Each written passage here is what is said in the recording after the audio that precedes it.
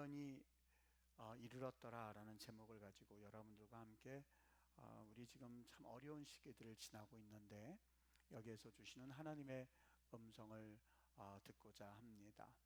엘리멜렉과 나오미라고 하는 가정이 살던 장소에 기근이 들어서 양식이 떨어지게 됩니다. 그러자 굶주림으로 인해서 이스라엘에서 그들은 건디지를 못하고 이방 땅 모압으로 이주하게 되지요. 거기에서 큰 성공은 아니라 한다 할지라도 기근을 피해서 찾아간 땅이었는데 그곳에서 기근을 면하고 그래도 좀 나름대로 이스라엘보다는 나은 삶을 살 줄 알게 되었는데 그들의 기대와는 전혀 다르게 그곳에서 나오미의 남편 엘리멜렉이 죽고 그리고 이방 여인들과 결혼했던 두 아들들 말론과 기륜이 거기에서 죽게 되었습니다.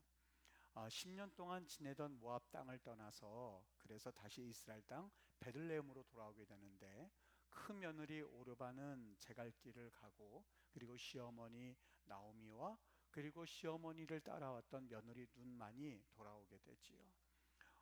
가정이 어떻게 보면 나름대로는 좀 평안함을 찾으러 그곳을 떠났습니다만 산산조각이 나서 돌아오게 되는 광경을 우리가 룻기에서 느껴볼 수가 있는 것입니다. 우리는 종종 어려움에 처하게 될 때에 신앙생활 하는 것에 대해서 회의감에 빠질 때가 있습니다. 우리가 예수님을 믿고 그리고 구원을 받았다면 그렇게 만사 형통은 아니라 한다 할지라도 최소한 고통은 면하고 그리고 환난은 당하지 말아야 된다라는 생각이 있기 때문에 사실 신앙생활 하다가 어려움에 빠지면 우리는 회의감을 또 회의감이 들고 절망에 빠질 때가 종종 있는 것이죠. 약속의 땅에 있는데 왜 기근이 오고 약속의 땅에 있는데 왜 환난이 찾아오느냐 하는 것입니다. 우선 하나님은 믿음의 조상이라고 할 수 있는 아브라함도 기근을 겪게 하셨고 이삭에게도 기근이 있었고 야곱에게도 기근이 있었다라고 하는 사실을 성경을 통해서 우리에게 분명히 보여주고 있는 것입니다. 다시 말해서 하나님은 하나님의 백성들이라고 한다 하여도 흉년을 그냥 허용하신다는 사실이죠. 출애굽할 때 일이었습니다. 그들의 목적지는 가나안 땅이었습니다만 하나님께서 그들을 이끄신 것은 바로 광야였습니다. 그들이 통과해야 하는 곳이 바로 광야였던 것이죠. 광야라고 하는 것이 무엇을 의미합니까? 볼 것도 없고 그렇다고 해서 기댈 것도 없고 인간적인 방법으로는 도저히 살 수 없는 곳을 일컬어서 우리는 광야라고 말하고 그리고 광야가 의미하는 바입니다. 오직 하나님 외에는 아무것도 의지할 수 있는 그러한 것이라고는 아무것도 없는 것이 광야인 것이죠. 즉 보이지 않는 하나님만을 의지하면서 살 수 있는 곳, 그것이 바로 광야인데 이것을 일컬어서 믿음이라고 말합니다. 그런데 우리는 사실 보이지 않는 세계보다도 보이는 세계를 의지하며 살아가는 훈련이 너무나 잘 되어 있어서 그래서 사실 여기에 실패할 때가 많이 있습니다. 그 나옴이라고 하는 가정이 바로 그렇습니다. 룻기에 보면 처음에 아비멜렉과 나옴이라고 하는 가정이 눈에 보이지 않는 그러나 하나님이 계시는 그 땅에서 견디기보다는 눈에 보기에 풍족하고 그리고 물이 넉넉해 보이는 모압 땅으로 그리고 그들이 가게 되었습니다. 여러분 모압 땅으로 가는 것이 왜 나쁜 일이겠습니까? 모압이라고 하는 곳은 이스라엘 백성들이 처음 이스라엘 땅에 막 가나안 땅에 들어오고자 할 때에 그들의 길목을 막았던 사람들이 바로 모압 족속이었습니다. 이스라엘이 광야를 거쳐서 올 때에 발람을 불러서 저 이스라엘 백성들을 저주해라 라고 발락이 명령하였고 그리고 그들을 방해했던 것이 바로 모압 사람들이었었고 그 모압 사람들에 대해서 하나님은 절대로 그들이 이스라엘 총회에 들어오지 못하게 될 것이라고 그들에게 말씀해 주셨던 사람들이 바로 모압 족속이었습니다. 다시 말하면 하나님 나라를 유업으로 받지 못하는 땅, 그 족속들이 바로 모압 족속이었는데 이스라엘에서 모압으로 간다라고 하는 것은 눈에 보이지 않는 하나님보다도 눈에 보이는, 그래서 눈이 보기에 좋아 보이는 곳으로 내 신앙을 떠난다라는 의미를 가지고 있기 때문에 사실 그 삶은 그렇게 온전하고 그리고 지혜롭고 그리고 어떻게 보면 신앙적인 결단은 아니었었던 것이죠. 하나님께서 때로는 우리 그리스도인들이라 한다 할지라도 우리에게 기근을 허락하시고 환난을 허락하실 때가 있습니다. 왜 환난이 있고 기근이 있습니까? 고난이 있습니까? 하는 점에 대해서는 우리는 그 이유를 정확하게 알 수는 없습니다. 다만 비록 징계가 있고 환난이 있다 한다 할지라도 이것을 계기로 해서 우리의 신앙이 다시 한번 새로워지고 하나님께 돌이키는 경우가 종종 있다고 하는 것이죠. 그러니까 고난이라고 하는 것, 환난이라고 하는 것이 항상 나쁜 것만은 아닙니다. 눈에 보이는 것에 많은 것에는 우리가 눈을 감아버리고 눈에 보이지 않는다 한다 할지라도 그 하나님께 눈을 뜨고 하나님을 기대하고 의지하는 훈련을 갖는 것, 이것을 일컬어서 우리가 믿음이라고 하고 이것을 믿음의 훈련이라고 합니다. 하나님은 우리가 비록 기대하지는 않았지만 이렇게 눈에 보이지 않는 하나님을 바라보고 기대할 때에 하나님께서 우리에게 놀라운 복을 허락해 주시기 때문에 그렇습니다. 우리가 바로 믿어야 할 것이 바로 이 사실입니다. 빌립보서 1장 6절에는 분명히 우리에게 교훈해 주고 있습니다. 너희 속에 착한 일을 시작하신 이가 그리스도 예수의 날까지, 우리가 천국 가는 그날까지 처음에는 환난이 있고 처음에는 어려움이 있고 그리고 고난이 있다 한다 할지라도 반드시 그 고난을 통해서 선을 이루시고 하나님의 백성으로서 연단해 가시는 그리스도의 날까지 이 일을 이루실 것을 우리가 확신하기 때문에 이것을 믿는다면 우리는 하나님 앞에 때로는 고난을 받는다 한다 할지라도 이 고난을 통해서 하나님이 반드시 놀라운 일들을 이루실 것을 믿어야 한다는 사실입니다. 오늘 룻기를 우리가 봉독한 이유가 바로 여기에 있습니다. 바로 나오미의 삶이 그랬고 룻의 삶이 그것을 보여주고 있습니다. 고향으로 그들이 돌아왔거든요. 오르바는 제 갈 길을 가게 되었고 룻만은 시험이 나오미를 따라서 어머니의 백성이 나의 백성이 되고 어머니의 족속이 나의 족속이 될 것입니다 라는 결단을 가지고 그 이스라엘 땅으로 같이 돌아왔습니다만 여러분 지금도 만만치 않으니 예전엔 더했겠지요. 예전에 그 시험이 나오미와 그리고 룻이라고 하는 두 여인이 그 땅에서 살 수 있는 길은 없어 보였습니다. 살 길이 막막했습니다. 오늘 본문에 보면 보리 추수가 끝났다고 한 것을 보면 이미 그들이 땅을 가지고 혹 있다 한다 할지라도 그것을 추수해서 곡식을 거둬서 그들이 그 곡식을 가지고 다시 삶을 일궈 나가기 위해서는 1년이라는 시간이 필요했습니다. 그러나 그들에겐 땅도 있지 아니하였고 그들은 막 모압 땅에서 실패해서 모든 것이 다 이제는 사라진 채 빈 몸만 가지고 온 사람들이 나오미와 룻이었거든요. 그들의 살 길이 막막했습니다.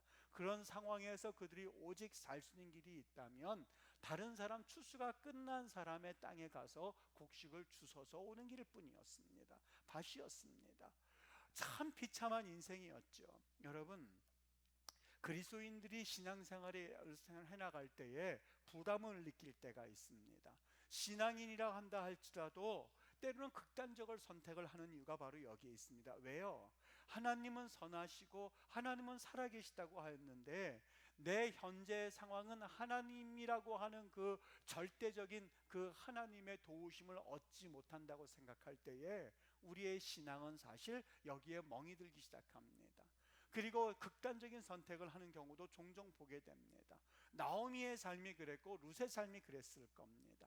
어머니를 따라서 어머니의 하나님이 내 하나님이라고 생각된다면 무언가 좀 지금보다는 나은 삶을 기대할 수 있을 만한 그러한 결단이었을 겁니다. 어머니의 나라로 가면 하나님이 계시다고 하니 그 하나님을 믿어드리면 내 삶이 풍요롭지는 않아도 여기보단 좀 낫지 않겠나라고 하는 막연한 기대감이 이 룻에게는 있었을 겁니다. 그런데 막상 현실로 다가와 보니 하나님은 하나님이고 자기의 삶과는 괴리가 너무나 있었던 겁니다. 그 다른 사람의 땅에 가서 곡식을 줍는 것을 여러분 한번 상상해 보십시오. 그 곡식이 얼마나 되겠습니까? 나달 떨어진 것을 하나하나 주워서 자기 통에 집어넣을 때에 그 여인의 마음이 어떠했겠습니까? 그런데 여기 하나님의 말씀이 있죠. 빌립보서 1장 6절의 말씀처럼 우리 하나님께서 내 안에서 선한 일을 시작하신 이가 그리스도의 날까지 선한 일을 이제부터 하나님이 허락하시기 시작하는데, 하나님을 믿기로 결단하고 하나님의 백성이 되기로 결단했던 룰에게 기적과 같은 일들이 일어나는데, 그 기적과 같은 일들을 오늘 3절에서는 우연히라고 표현하고 있습니다. 여기 3절 말씀에 보면 룻이 가서 배는 자를 따라 이삭을 주는데 우연히 엘리멜렉의 친족, 자기 시어머니의 남편이니까 시아버지죠, 시아버지의 친족 보아스에게 속한 바다에 이르렀더라 라고 되어 있습니다. 여기 우연이란 말이 참 재미있습니다. 여러분, 우연이란 말이요, 그 히브리 말로 미크레하 그렇게 되어 있거든요. 지금도 마카라, 카라 이렇게 그러면 이게 무슨 말이냐면 자기가 뜻하지도 않은 일들을 만났을 때 마카라 그럽니다. 두 손을 벌쩍 막 카라. 그리고 존이 떨었을 때 막 두 손을 치면서 카라 그럼 막 카라. 이게 웬일이야, 이게 기대하지 못했는데 이게 어쩐 이런 일이야 라고 말할 때 그 말을 쓰거든요. 여기 우연이라고 하는 말은 단순히 재수가 좋아서 하다 보니까 어쩌다란 말이 아니에요. 우리가 표현할 길이 없어서 카라란 말을 우연이라고 했는데, 여러분, 우리 믿음의 사람들은 우리는 계획하지 않습니다. 때로는 아무것도 모른 채 그냥 지나갑니다. 인위적인 어떤 개입이 없었다는 말을 표현하기 위해서 쓸 때 썼던 말이 미크라입니다. 아무것도 계획하지 않았습니다. 앞으로 어떤 일이 일어날지 모르겠습니다. 그러나 의 의미가 마카라, 카라의 의미입니다. 여기 바로 이 룻이 그랬습니다. 그 여인이 거기에 들어간 것이 내 시아버지의 친족 보아스, 여기에 보면 유력한 자라고 표현되어 있거든요. 돈이 많은 자였거든요. 권세 있는 자였거든요. 그 당시에 지도층급의 사람이었거든요. 여러분, 그 사람이 땅인지 어떻게 알았겠습니까? 그저 가서 나 하나 내 시어머니와 내가 먹고 살기 위해서 그걸 줍기 위해서 갔는데, 거기 보니까 그때 들어간 땅이 우연히 들어갔지만, 아무런 계획이 없이 어떤 의도가 없이 들어갔지만 거기에는 철저한 하나님의 섭리, 하나님의 역사하심이 시작이 되었습니다 라는 말이 마카라, 카라의 의미였었습니다. 여러분, 필연적인 만남이 시작되었었던 겁니다. 여기 보니까 그 다음 말에 보면 4절에 보면 마침이란 말이 되어 있죠. 마침이란 말이 희내라고 되어 있습니다. 희내란 말을 쓸 때 언제 쓰냐면, 예수님께서 문둥병자가 이제 자기의 몸을 고치려고 왔을 때 예수님의 무리가 저쪽에서 옵니다.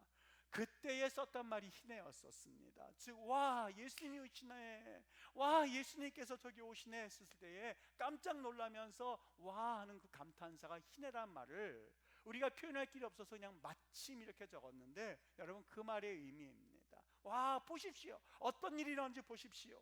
인간이 계획하지 않았고, 인간이 만들어내지 않았고, 인간이 생각하지 못했지만, 와, 한번 보십시오. 무슨 일이냐면, 보아스가 그때 마침 보아스의 밭에 들어간 것도 기가 막힌 일이었는데, 그 룻이 이 좁쌀을 그거를 곡식을 줬을 때에 보아스가 베들레헴으로부터 와서 베는 자들에게 와서 말을 거는 장면입니다.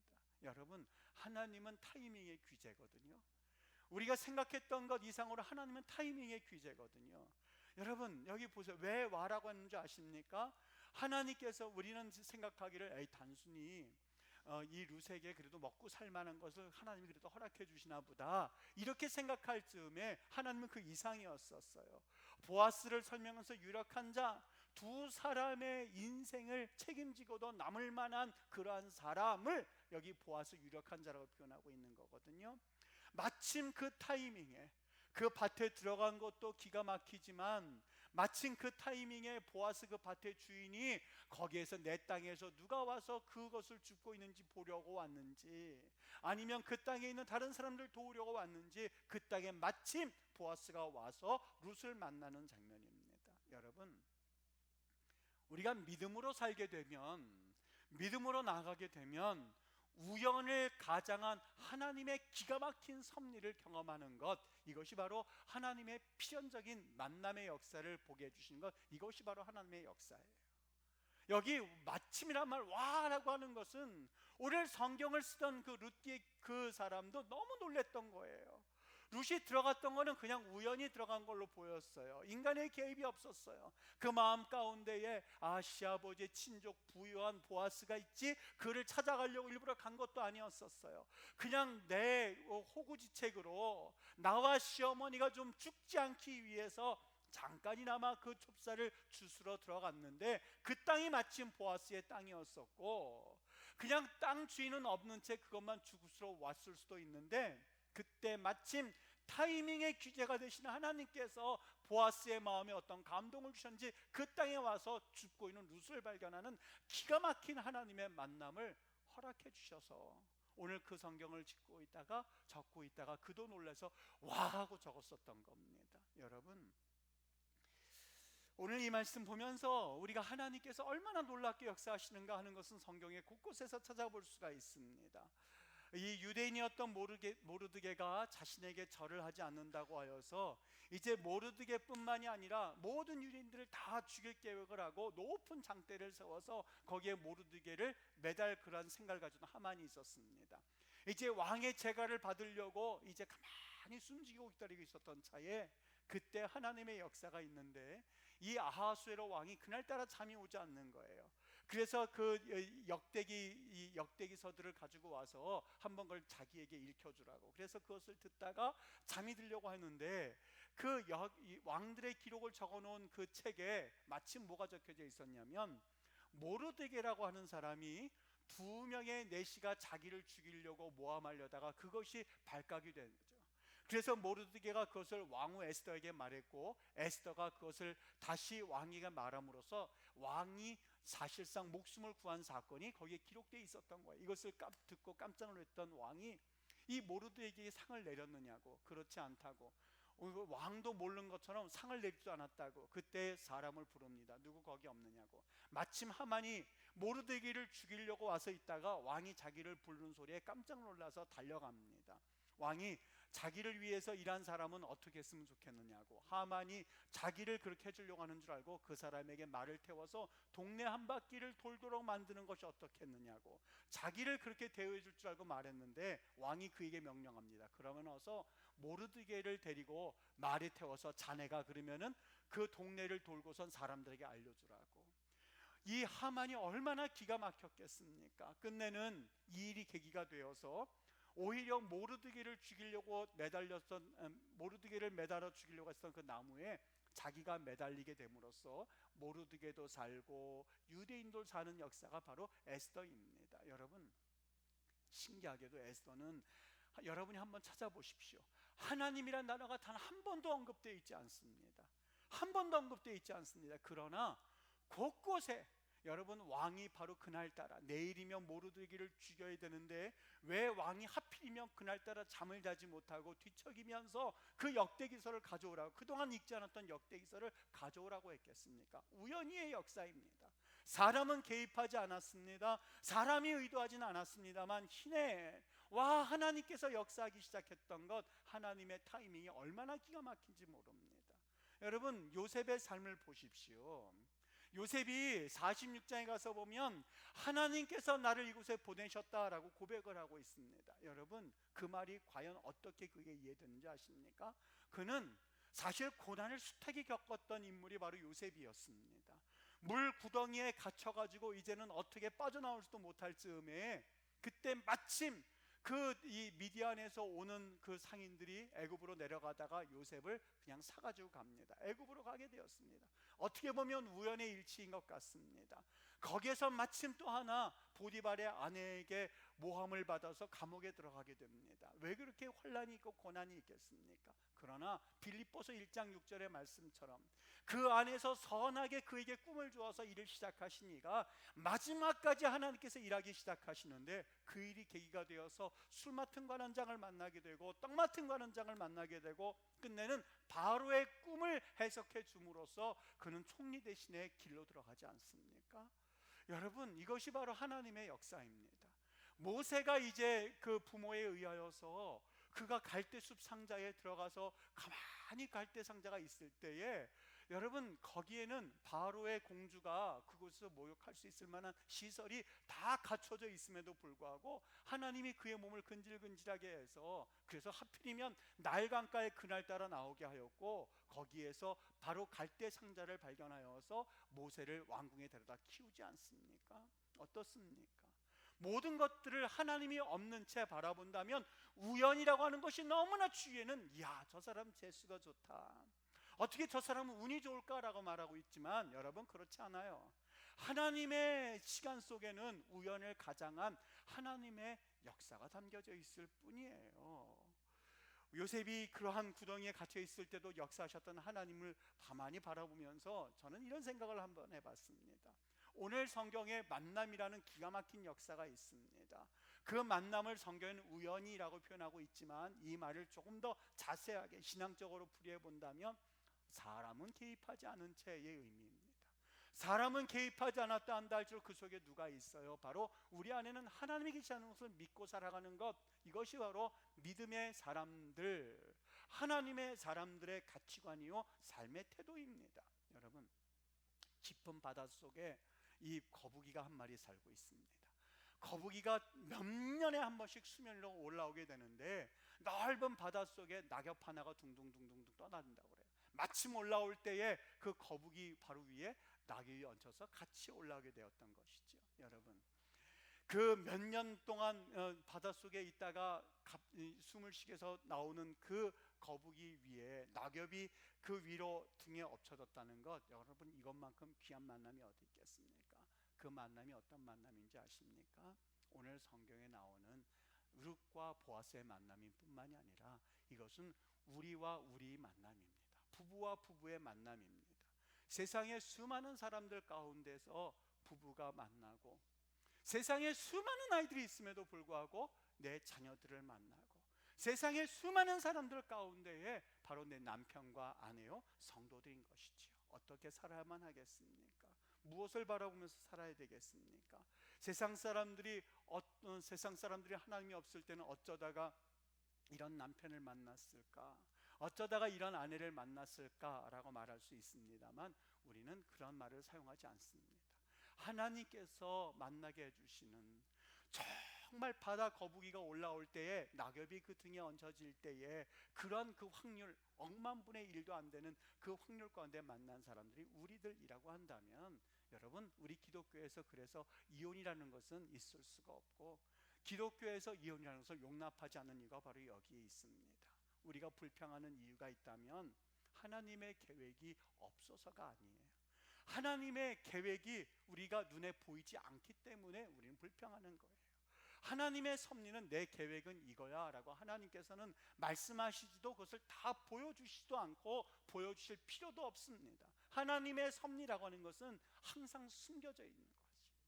오늘 룻이 시어머니 나오미를 쫓아올 때에, 내가 그 땅에 들어가면 이제부터 보아스를 만나게 될 것이고, 보아스를 만나게 되어서 내 삶이 그와 함께 같이 가게 될 것이고, 그리고 내 후손 가운데에 메시아 예수 그리스도라고 하는 인류의 구원자가 나오게 될 거야 하는 그 섭리를 다 알고 룻이 쫓아왔을까요? 아니에요. 그렇지 않아요.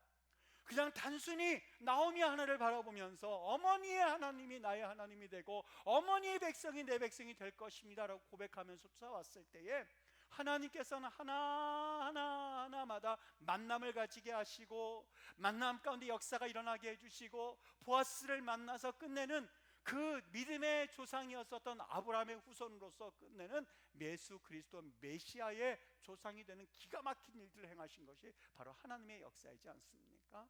여러분, 하나님께서 특별히 우리 지금 현대, 우리가 지금 경험하고 있는 이 대한민국의 역사를 가만히 한번 생각해 봤습니다. 때는 우리 성도들, 힘들어하는 분들과 함께 같이 기도를 하면서, 우리 코로나19가 일구와 같은 이런 역사가 우리 역사에 없었습니다.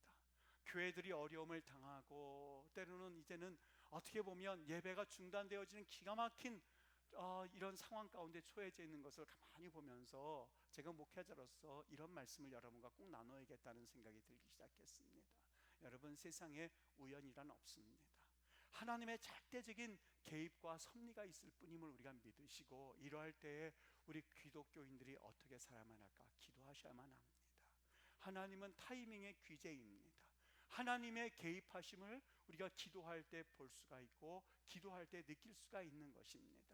나라가 어렵고, 그리고 우리 기독교의 어떤 존폐 위기까지 심각하게 생각해야 할 만한 그러한 상황이 닥친다 한다 할지라도, 이것을 우연이나 아니면 다른 데로 돌리지 마십시오. 이것을 계기로 해서 여러분과 내가 회개하실 수 있으셔야만 합니다. 눈에 보이지는 않으나 하나님을 바라보실 수 있으셔야만 합니다. 어느 사이인가 모르게 한 달도 되지 않은 이런 때에 우리는 마스크 쓰는 것이 이제 일상화되었습니다. 습관적으로 전 쓰고, 마스크를 안 쓰면 불안해하기까지 합니다. 눈에 보이지 않는 바이러스에 대해서는 이토록 우리가 습관적으로 우리의 삶이 바뀌어지는데, 그토록 역사하시고 그토록 우리와 함께 하셨던 그 하나님, 눈에 보이지 않는 하나님에 대해서는 왜 그렇게 우리가 습관적으로 하나님을 섬기지 못하고 있는 것일까? 습관적으로 하나님을 우리가 만나고 습관적으로 우리 하나님과 대화하고 교제하고 있지 못하는 것일까? 여러분, 우리 이 기간 동안에 하나님을 바라보며 잠잠하게 회개함으로, 그리고 눈에 보이지는 않으나 그 하나님을 바라보며 모든 것에 능하신 하나님을 다시 한번 우리가 그분 앞에 엎드려서 기대하지는 않은, 우리가 정말 와 할 수 있는, 희내할 수 있는, 와 이것 봐라 할 수 있는 하나님의 역사를 경험하게 되는 우리 대한민국, 우리 임마누엘 교회, 우리 그리스도인들 되시길 주의 이름으로 축복합니다. 두려워서 떨고 있지만 여러분, 두려워하지 마십시오. 살고 죽는 것은 누구에게 달려 있습니까? 하나님께 달려 있습니다. 우리 대한민국의 존폐는 누구에게 달려 있어요? 이 바이러스에 의해서 우리가 넘어지고 바이러스에서 우리가 부흥하고 이런 건 아닙니다. 넘어진다면 하나님께서 이 바이러스를 통해서 우리를 때로는 심판하실 수도 있고, 하나님께서 뜻이 있으시다면 이것을 통해서 우리 기독교를 정화하시는 역사도 있게 되는 겁니다. 하나님을 바라보실 수 있으셔야만 합니다. 그리고 그 하나님께 우리가 기대하면서 그분 앞에 엎드릴 때에 놀라운 우리 하나님의 은혜들을 경험하게 하실 줄 믿습니다. 이런 귀한 역사가 여러분과 또 나와 또 우리 임마누엘 교회와 우리 대한민국, 우리 모든 기독교인들에게, 또 우리 대한민국에게 나타날 수 있게 되기를 주님의 이름으로 축원합니다.